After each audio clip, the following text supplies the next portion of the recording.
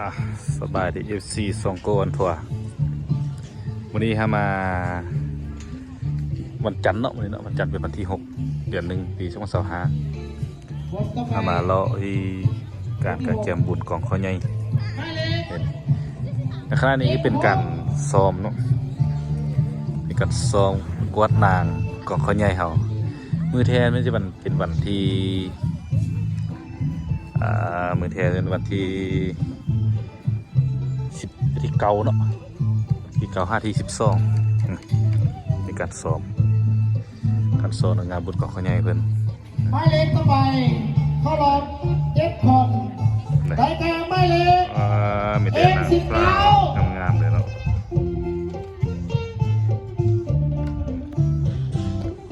เป็นการซ้อมเนาะเป็น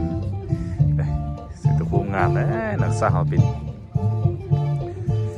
ผู้ใดที่บ่เคยมาก็ลองมาเบิ่งเนาะ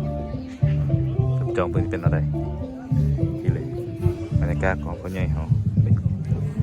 นซ้อมคนใหญ่ปีนี้ถือว่าจัด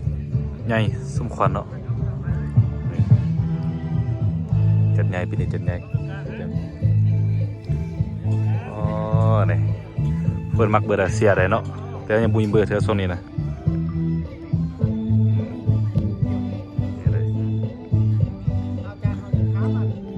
เรียกกันเนาะทางสาวงามผู้ใดบ้านใด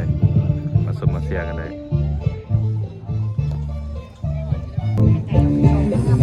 รางวัลพิเศษต่อไป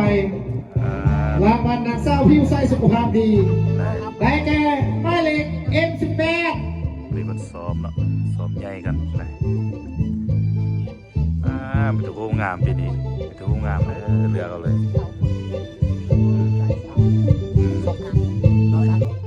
นี่เนาะงานประกวดน้องนางสาวพูดของเขาใหญ่ใช่ไหมจะเป็นวันที่8เนาะคำคือวันที่8สุดเลยแบบนี้จะโค้งงามหมดสมเสียเนาะรางวัลพิเศษรางวัลสุดท้ายรางวัลนางสาวบุคลากรสุขภาพดีเอาไปเลยให้สุขภาพดีนี่เลยเนาะบุคลิกวันนี้ก็มีเริ่มการตัวนี้เป็นเต็นท์เตลบานเนาะนี่เนาะมาที่มาโซ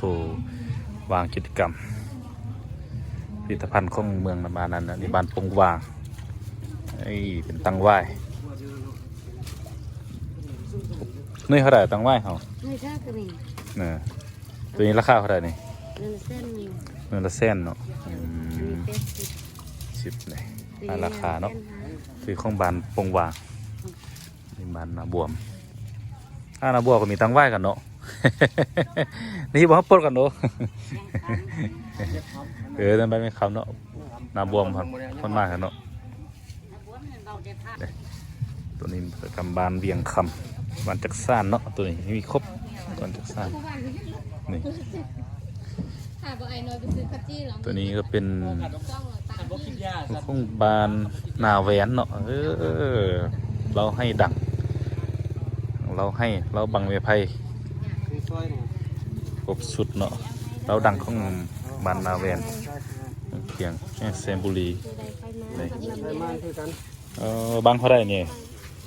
ข้องพื้นบาง50ขึ้นเอาเนี่ยบาง50,000กับขึ้นเนาะกับเก่าราคาเก่ามีแต่นายมันลุดเนาะเพราะว่านายใส่เต็มคือเก่าเนาะมีเราให้เราป้องครบสุด